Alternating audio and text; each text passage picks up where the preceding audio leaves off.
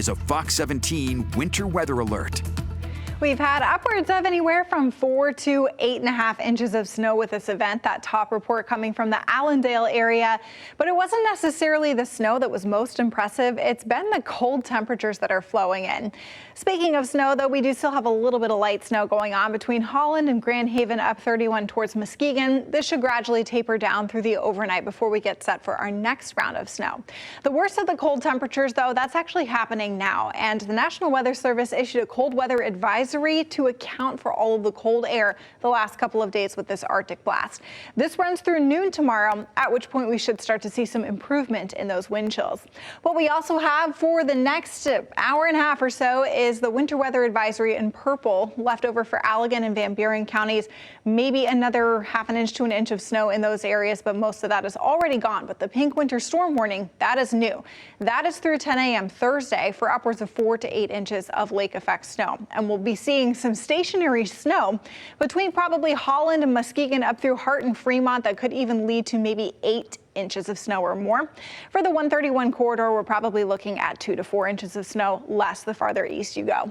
Right now in Grand Rapids, it is frigid cold. Cars driving relatively fast, but you should not be fooled by seeing maybe the bottom of the road there underneath the snow. It's still very cold. The roads are super slippery, and we do have breezy conditions out there. Temperatures have now fallen to between -3 and -5 for most of us. Hopefully they do not drop any lower, but this is the coldest air that we felt in about 3 years. Feels like temperatures are already -20 to -26 right now. Dangerously cold, and we'll continue to have this be pretty consistent through the early morning hours. So if you do have to be outside, bundle up all of those thick accessories and make sure you're not outside for longer than just a few minutes. Going into tomorrow afternoon, though, our feels like temperatures rise to about 0, and that's why our cold weather advisory expires at noon. By no means is the cold weather gone. It's just not going to be exceptionally cold like it's been.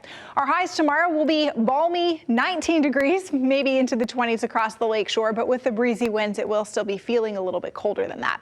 Our next system, though, that's going to be producing snow is this Clipper system in Canada, and you can already see the snow out ahead of it here into Minnesota and Wisconsin. That is headed our direction and will arrive by mid-morning to places like Ottawa, Muskegon, Oceana, and Newaygo counties. And once we see that snow set up there, it's going to stay there for about 8 to 10 hours before we see any movement. That's why we can see some elevated snow totals in these areas, all while we still see more of that snow continuing to roll to the south and east through the day.